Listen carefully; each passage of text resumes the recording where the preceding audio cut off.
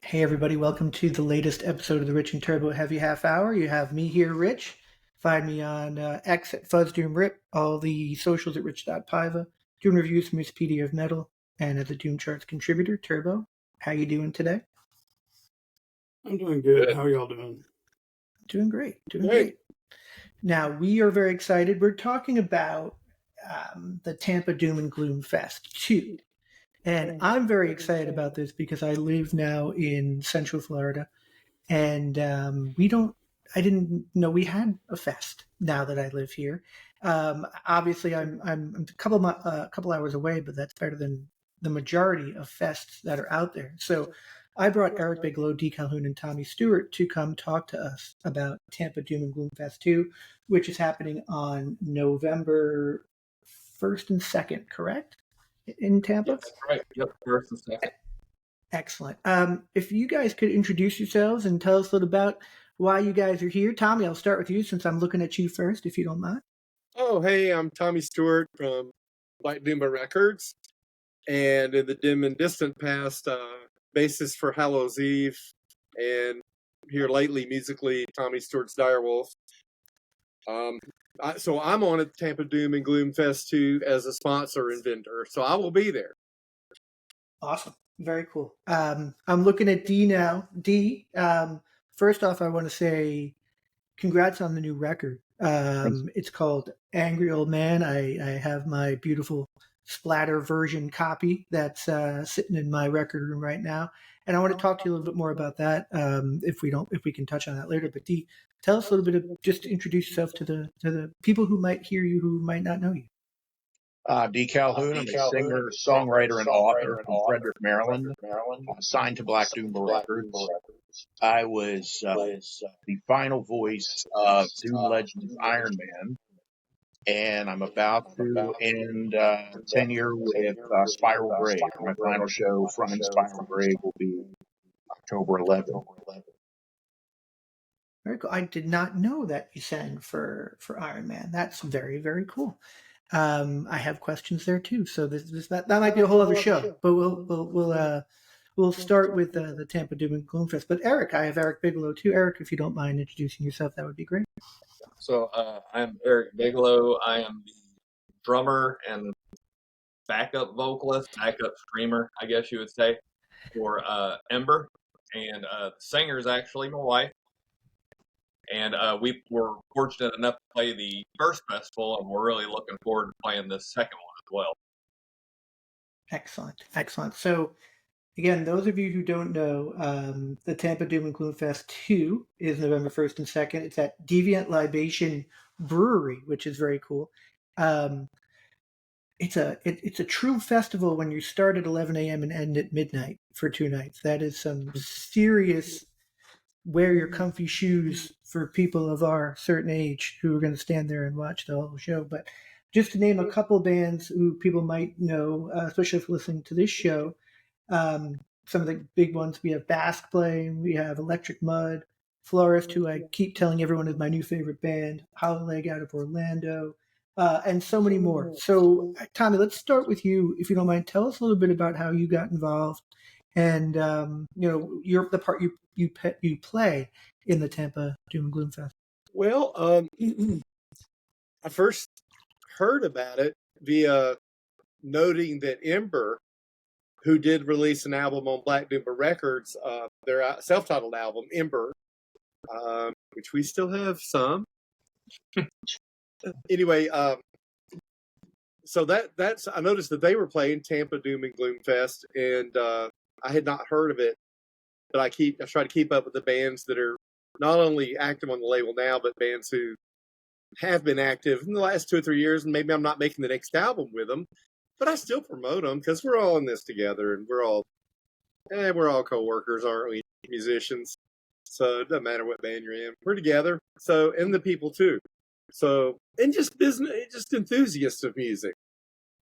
We're all here. So, yeah, I'm pointing at the posters while I keep doing that and looking at how tremendous this lineup is. What the hell are you doing? Well, Eric, so the fella that So I got in touch with the guy, and he Ed Wiley, who's putting the thing on, and for Terra Distro Bay? Distro Bay. It's a distribution. Terra Bay, yeah. Terra Bay. Okay, yeah. So I got in touch with him. He asked if my band could play, and I said, no, we're not right now. I'm in sort of a relaunch. I'm recording and figuring out drummers, but maybe next time. But I do know people who can be on that are on my label. So I started bringing all that to the thing, and I inquired about sponsoring and helping throw in some money on the thing, and in exchange for just being advertising and being able to vend at it, bring all my albums down to my tables. We usually have about 4 tables of stuff. And so the next thing I know, I've actually got, he's letting me have the outdoor stage. So the back of the stage is going to be the Black Doomba logo. And so now I have a stage there. I did have, so we've got Dee there, and we've got Ember there, who I think you were going to play anyway, right? Didn't have nothing to do with, you just got on it. Dayglow Morning, from who I did an album with, Dead Star, they were going to be on it, but I think they've changed now because their drummer, my friend Raymond Miner, is no longer in Dayglow, and I believe they just said, it might not be my place, I think they just said that they're kind of holding off on shows right now, and I guess they're reestablishing their drum situation or whatever. But that's really not for me to talk about, I guess. But did you see anything like that, Eric? I haven't heard. You surprised me just then. Oh Now yeah, Raymond. Do some research. Raymond announced he was not doing it anymore, and of course they're all great friends and all that. So bunch of good dudes. And they're here in Atlanta with me. And I asked Eric, because Eric, although he doesn't live in Atlanta, he lives near and he's around Atlanta a lot. So he usually knows kind of what's going on in the local scene here. So I guess Dayglow Morning's not going to be there anymore. Yeah, like you, I'm really excited to see Florist again, which I believe I saw at Maryland Doomfest. Hollow Leg's going to be there. Gosh, there's so many good ones. And also sponsoring is Dark Sales. Let me give them a little note there. What were we talking about? I went off the rails. No, that's perfect. Yeah, but I'm staying at the Bates Motel. So I was going to ask Eric, as a band who played there at the first one, what was your experience and what you're seeing for 2? What'll be? Will there be a difference? Is it bigger? Is it more intimate? Or because I was not in the area for the first one, so what are you seeing that might be a little bit different this time? Well, I can tell you, as far as Deviant Libation, is a really cool and interesting venue. We actually got there late because we traveled from the Tennessee Metal Devastation Festival the day before and drove all the way to Tampa to play that. So we actually ended up there late. So it was quite a drive. Pretty much as soon as we got there, we had to set up and play. And basically try and break down and get out, because that's when the hurricanes hit. Yes, I remember. Remember this now, yes. When we actually started heading out, golly, man, it took us 5 hours just to get out of Tampa. Yeah. So quite an interesting story. We got caught up in all that. But as far as the festival goes, it was great to see a few of our friends that were playing there that night. The venue was awesome. It looked like it was well organized. The merch area was really nice. Although we didn't get to stay there for very long, I wish we could have gotten there earlier to see more of it. But I would definitely say that everybody organizing this and the venue where it is and everything, I would expect it to absolutely grow. Very cool. As a Floridian since 1998, I would say setting up a festival the first week of October is a terrible idea, because it's pretty much the heart of hurricane season. Like, it's like the busiest part of hurricane season. So whoever is, the main person running the fest figured out. We're still in hurricane season November 1st, but it's way less of a chance that it's going to be something bad. So November is much better. Let's just say Well, you know what? It gave us all a story to tell. Yeah. So that's not necessarily bad, right? Okay. Yeah, no, absolutely. I'm pumped. I'm pumped to see you guys. What do you know? What day you guys are playing? Ember's I playing. think we're playing. I'm looking at it right now. We're playing Saturday, and we are. It looks like we're the fourth band. Very On cool. Saturday. Are you going to be able to get there and spend a little bit of time there before, or are you jetting from another show? No, I think we're going to try and be there pretty early. We've tried to thin out our shows for the rest of the year because we're working on another single. Excellent. Very cool. Yeah, Tampa in November is definitely a nice time of year to spend a little time down there. So, Dee, I'm not ignoring you, I swear. Tell us how you're involved in this, and I also have questions about your new record because I've spent a lot of time with it. But what's your involvement with the Tampa Doom and Gloom Fest? I'm playing on Sunday, and if you put a gun to my head and ask me which slot I'm in on Sunday, I'm going to have to repent because I do not know. Fair. Basically, Tommy filled me in on it. Said, "Hey, hit these guys up," and it's always a throw of the dice. Taking one guy with a voice, a guitar, and a harmonica into a full band festival, but I've done a lot of them, and it's always worked. Stoner bands, doom bands, punk bands, death metal. There's some kind of common denominator in there that makes it work. So he says, hit these guys up. And so I'll be coming down. I'm going to roll in sometime on Saturday and check everything out, and then play on Sunday. That's awesome. It's funny you say that. I saw Clutch recently in Orlando, and they had Nate Bergman open the show. I don't know if you know Nate Bergman, but he's just a singer songwriter, just him and his guitar and his voice, and he really won the crowd over, and people were totally digging it. So if you need some inspiration at all there, check out Nate Bergman. It was really good stuff. I think that you'll enjoy that. If because you throw a guy like that into a Clutch show, people are expecting certain things, right? And it was excellent. So I'm really looking forward to that.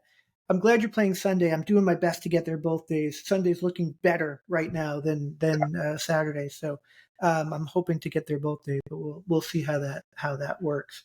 So Tommy, just back to you on this. I want to talk to you a little bit about Black Doomba. So you have some cool stuff, some cool bands that you have released recently. I specifically love the record from those youngins that recently came out. Tell us a little bit about, if you don't mind, the Black Moon Cult record that dropped recently. It's pretty killer.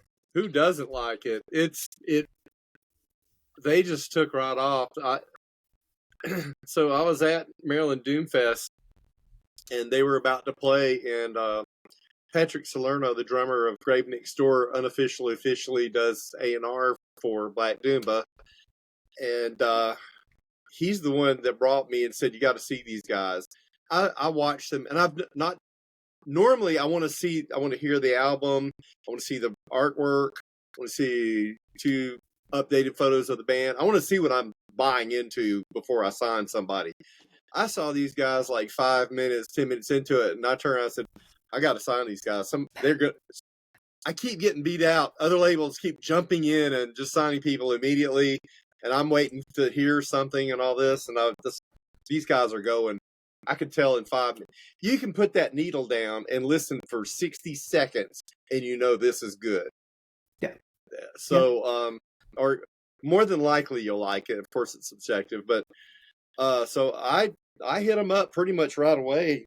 And everybody likes to think it's got nothing but good reviews. They just got back from a 9-date West Coast tour, and they play all the time. We're pretty close to we're getting down. There's I'm starting to have to think about looking into getting a second run done of their albums, because Wow, cool. one of them I think I only have 11 copies left, and the other one I've got a few more than that, and they've bought some to take on the road with them, and they sold out of half of theirs in their 9 days. So this is there a go. Man, so their album is Ophidian Future, The Children of Yig is the name of the album, which is a Lovecraftian reference. I would say I keep calling it heavy psych for the most part. I don't know what you would call it. It's got doom elements, but that's a huge rainbow of different things. It's a huge umbrella, a huge umbrella of different things to me. So you say doom, it's like saying it's rock. But in their case, I would say it's different things are in there, but overall, I would say heavy psych. Yeah, I would agree with that. Also, when I saw them, S. Patrick Brooks had some cool posts of them hanging out with them, and I'm like, oh my god, they're so young, and that was cool. Like everybody, who we talked to, is not necessarily is of a certain age. It seems like, right? And these guys seem like they were just a younger band who was just hungry, but playing the style that you hear of people probably more closer to our age. So that was also really refreshing. More seasoned. I've had conversations with them. I've played several shows with them myself, doing like a Midwest tour with them myself. So I got a lot of time to speak with them. And Caleb and I have had a lot of conversations about early 70s riff rock, or whatever you want to call it. And he's quite knowledgeable about Hawkwind and Captain Beyond and Blood Rock and things like that. I'm really surprised, because the guy's like, I'm not really sure. They're all around 25 years old.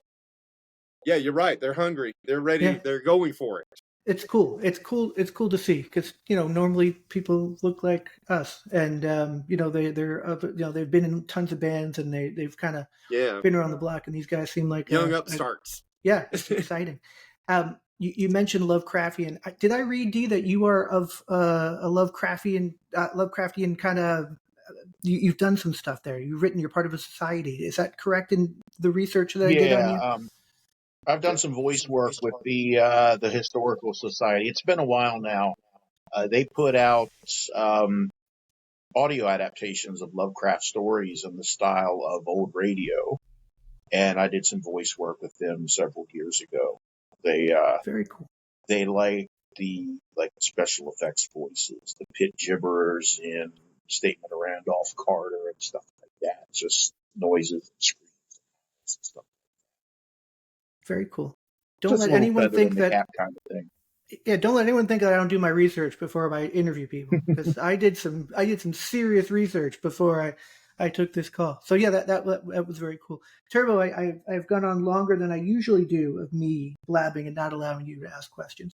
Do you have any questions for the guys while we have them and I take a breath?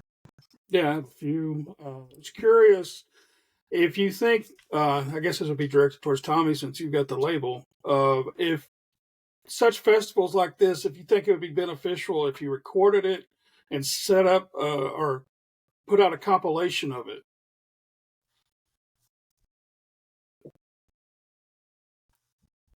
I would love to do that. When I know at the Metal Devastation Festival, I brought it up to those guys, and the next year they did do some efforts to record. They recorded Ember, as a matter of fact, and he did. I'm not sure what they did with it, but he did mix, but it ended up being recorded by the sound man and then turned over to the guy putting on the show. He did the mixes himself. He did like one song of several bands. And Eric, I'm not sure, did he release that in any kind of official way, or did he just kind of throw it out there? The only thing that I saw was on YouTube. Video was released. I don't know if he overdubbed it with something that he mastered or what. But the sound was pretty good. Right. Yeah. It sounded like it might have been recorded through the board. Well, yeah, the very first. I think it was done in stereo only, like 2 tracks, like from one mic from either side of the stage or something like that. I remember the very first one that we went there. Well, this is their 4th year. Here we are talking about them, but anyway, yeah.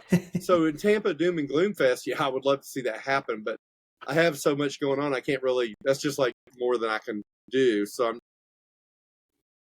Would be cool. Now you've got me wanting to call them up and say, "Look, can we get somebody down there?" Blah blah blah blah blah. Sure. Imagine we've got the ability.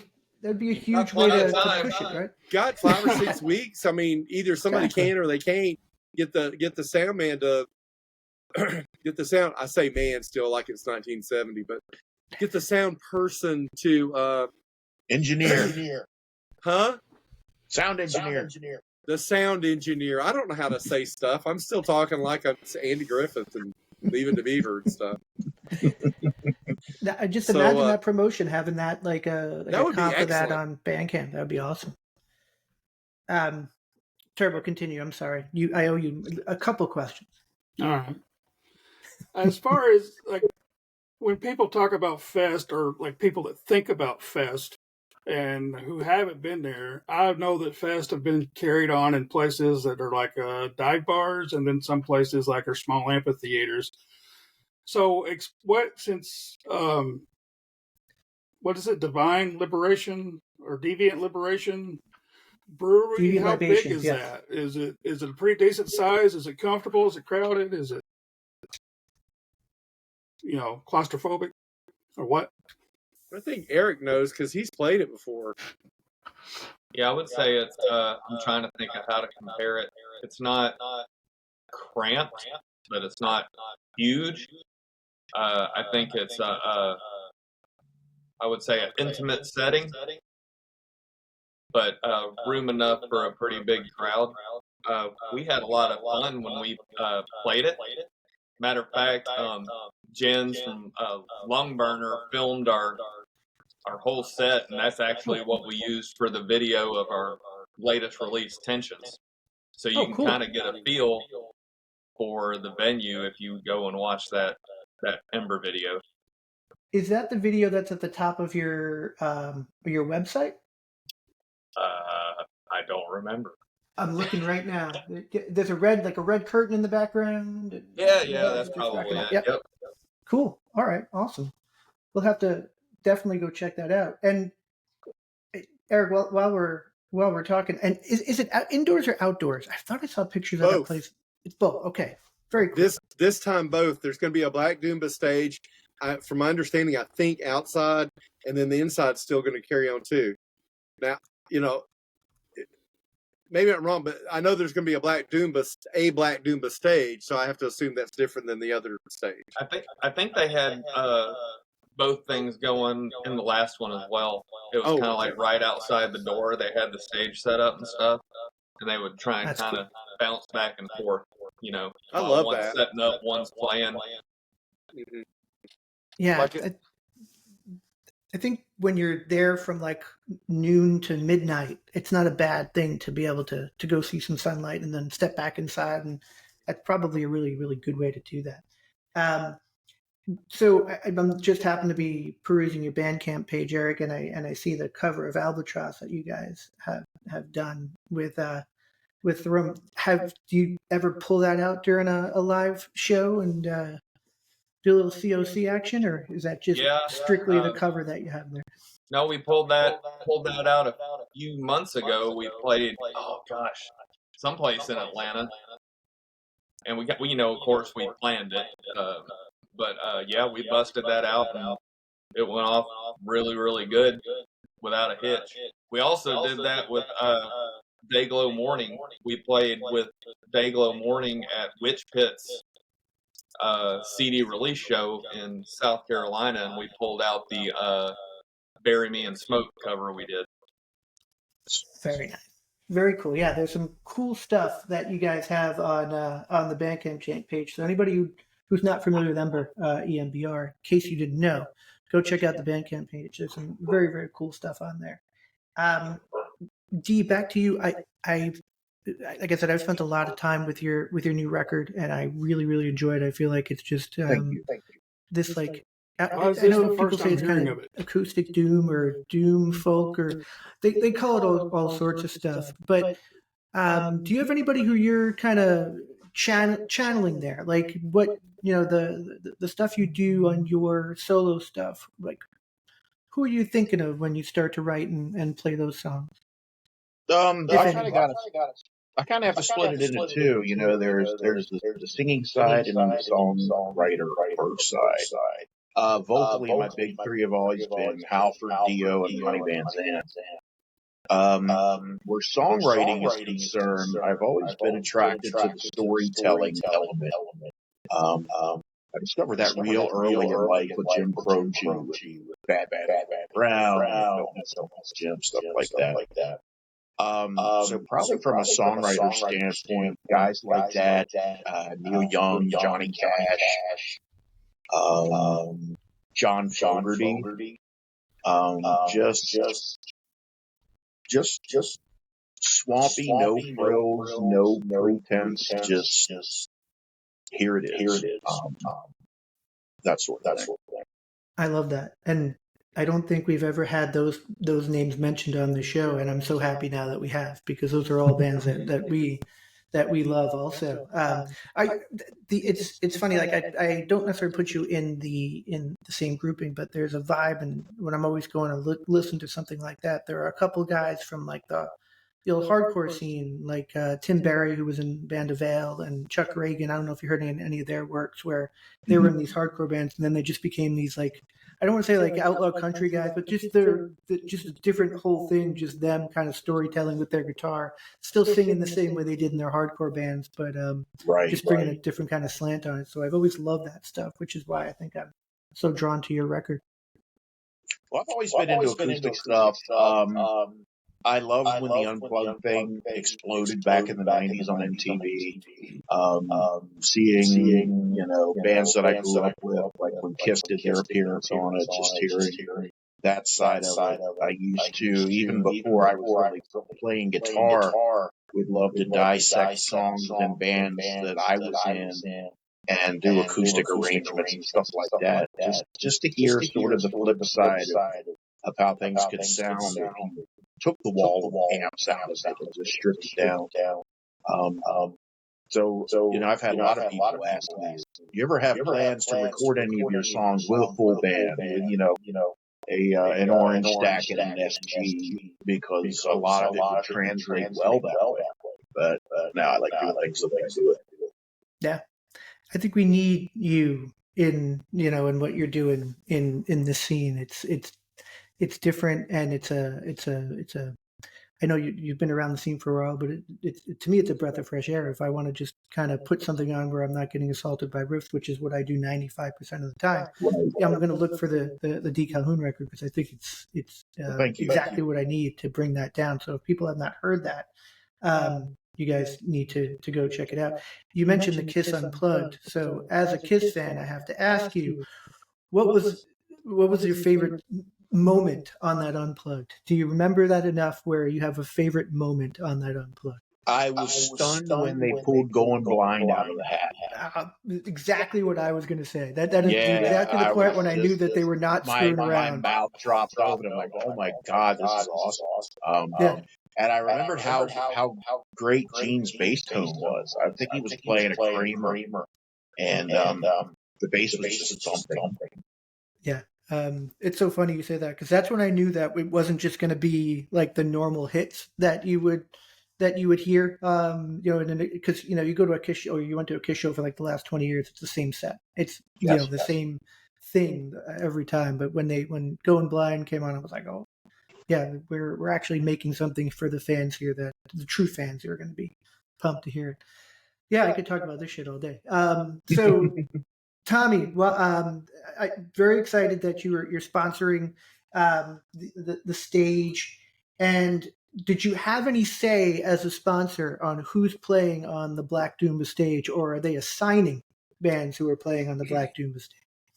I didn't, and I never do with these. I don't assume I'm running the show, but as soon as I know that I'm sponsoring, then I say, hey, I've got this whole label. I'm sponsoring a Doom Fest. Have you booked the whole thing yet? No. And I go, would you consider, I have bands that have recently released things, would you consider these? And I usually throw them like the last 5 release names, whatever, such as D, who.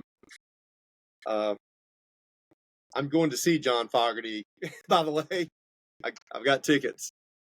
The day after I get back from the Tampa Doom and Gloom Fest, I'll be at a John Fogerty show. Nice. That's awesome. That's awesome. I've also heard you called the Dylan of Doom. I love that. Yeah, my friend Chuck. My friend Chuck came up with that one. But yeah, I don't have any sway in bands, and sure enough, the minute I announce I'm sponsoring something, I get like about 10 overtures from bands immediately, like within 10 minutes. Hey, can you get us on? We'd love to. And they'll all be like some other kind of music too. It's like, we're a black metal band from New Zealand. Can you get us on the? And I'm like, you're not even what? I'm like, I'm not the guy that hires the people or whatever. I can throw, I can suggest as the label, as the person who's kicking in some money. But I'm not in charge of it, and I don't pretend to be either. So there's a lot of bands I'm looking forward to seeing, and I have new glasses on, right? Or I have old glasses because my new glasses were screwed up. So I'm looking at the band list right now, and I'm having the most black metal confusion moment of my life. Who is the band in between Basque and the Electric Mud on the poster? Basque and Electric. Oh, that does look black metal for the logo, doesn't it? I have no idea. I apologize to whoever. Yeah, I feel bad about not being able to read it. Let me go look at the list and see if it's in some kind of order. I've been trying to figure it out like for days now, and I haven't been able to. So I'll more come on that. And it could be more or less a black dude. Did you know it? Whoa. WOE. Got it. Okay, I see it now. Thank you, Turbo. Thank you. Okay. Yeah, because a lot of black metal bands will send me stuff saying we're a doom band with black metal element. So sometimes it has to do with the vocals. If they're shrieking a little bit and stuff like that, you kind of like it's doom, but it's also got that going on. Yeah, I apologize to the guys in Woe. Temple of the Fuzz Witch is like that. It's a black and doom sound to me. Yeah, they're they're playing the Grand Rapids Doom Fest, and I think they're one of the headliners. So I was talking to Jason about that. Very cool band. So you got Skull Servant, Fuzz Fiend, Doomsday Prophet from North Carolina. Yep, just put out a record on Friday. I think they're that's right. They just did. Tickets at the door for this thing are $35 each day, and there's 2 days. You can get the tickets at terrorbaydistro.bigcartel.com. Good stuff to know. Yeah, and if you do the math, it's 12 hours a day divided by, $35. Anyone could do the math to say that there's not a better deal in all entertainment than going to see something like that. Eric and Dee, as two acts who are playing on the fest, anybody who you guys are looking forward to seeing play, maybe you haven't seen before, or somebody you have seen before, who you're ready to see again? Eric, I see you in the middle of my screen, so I'll ask you first and put you on the spot. Anybody you're looking forward to? I'm looking forward to see everybody, but we're pretty good friends with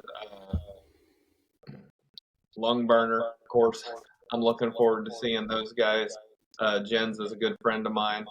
We're pretty good friends with False Gods. Always looking forward to see them. We went on a small little tour with those guys. Super cool guys. And then, of course, Florist. We're good friends with those dudes, too. But really looking forward to seeing everybody. It's pretty much a stacked lineup on both days. I don't think anybody would be disappointed by buying those tickets. That's for damn sure. Definitely not. Dee, anybody who stands out to you as somebody you're really looking forward to seeing? I'm the stranger in the strange land with this one. I'm coming in blind, and I love that. I love being able to go in, and I know I'm going to walk out of there with 5 or 6 or 7 at minimum new bands that I'm just going to love, and I'm going to have to drive all the way back to Maryland to OD on that stuff. So I've told people for years. where all this is concerned, first and foremost, I'm a fan. So what an opportunity to just be introduced to a lot of new stuff. It's going to be great. Very cool. I think I got to see Florist open for Restless Spirit and the Truck Fighters, and they were just amazing. I can't wait to see them again. We got to interview them last week. Just so cool to have. Again, I'm in East Central Florida, and to know that there's a scene that's just a couple hours away makes me happy.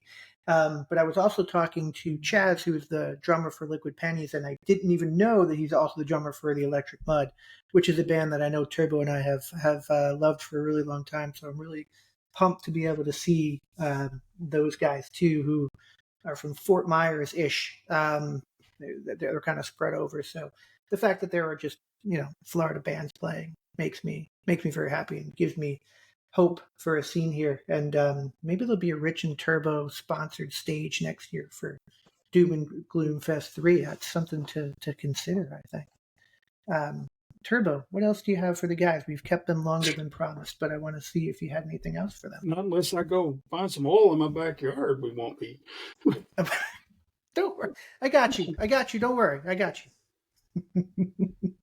Oh, no. I was going to ask Dee what his sound was like. I think you covered that. I was wanting to know if he's more like Scott H. Barham or Professor Electric, but I don't know if you're familiar with either one of those two. I always have a problem describing, the acoustic doom thing has come up that we mentioned earlier, or folk doom. I've called it outlaw Americana, outlaw Americana. I called it. It's just swampy downtune with my vocals howling over top of it. You'd probably like Scott H. Barham if you've never heard of him or listened to him. I'll check that out because that's really good. How do you say Scott H. Barham? Yeah, Scott H. Barham. B-I-R-A-M. I want to check that out too, since you're talking about it and saying that. He's but I don't know how I missed your album. It's in my Bandcamp wish list, but I don't know how I skipped over it. Sorry. This is my fault. Yeah, he says it's his favorite album. It's the first time I'm hearing of it. So there's a lot of albums that come out. You know that. That's too many sometimes. There's too many to know all of the awesome stuff that's happening. Eric, I was going to ask him about his band because I don't think I've heard Ember. What was your question? I'm sorry. Where'd you get that hat? Get this hat? Speaking of hats. Yeah. Ember is amazing. I can vouch for Ember is amazing. His wife, Crystal, is an amazing vocalist, and everybody in that band is an amazing instrumentalist in their own right. Thank you very much, Tommy. Great album, too. I love you, too. And Eric, I know you said you're working on a new single. What should people who are aware of Ember? There's a new hat for you. What should people who are aware of Ember, or the people who might not be, expect from a new single that's going to drop soon, or relatively soon? I guess you would say. Well, I would say we're not embracing the Doom label as much with what we're going to release. We're trying some different tunings. I'm not a guitar player, but I would say it's tuned like new Deftones, whatever he's tuned to. Like, what is that? Like a 7-string drop tune, almost gent type stuff. But trying the kind of gent tuning with the Doom elements, and then honestly, we're trying some Sleep Token type stuff, which I think will match Crystal's vocals. So I would say that it's going to be an emotional journey, but not too overly complex. Easy to listen to, but heavy. Cool. And no costumes, I assume, like Sleep Token wears. I didn't mean that. No costumes. Okay, fair enough. But fair enough. I think it'll be good. If you've heard our last single, Tensions, it's along those lines. but drop tuned even more. Very cool. I look forward to that. Back when your album was coming out, I was hashtagging you as a prog metal also, because it seemed like that was almost as fitting if doom really is just a word in your case. Yeah, I think it's like that with a lot of doom bands. You know, it's like you hear all these. Who was it that said earlier about rock? There's so many branches under rock. It's almost not even worth saying rock anymore, right? That's kind of how I feel about doom sometimes. It's like there's so much and so much creativity going on, you know, all these subgenres and so on and so forth. You know, okay, whatever. I just judge the individual bands. Genre is kind of irrelevant at this point.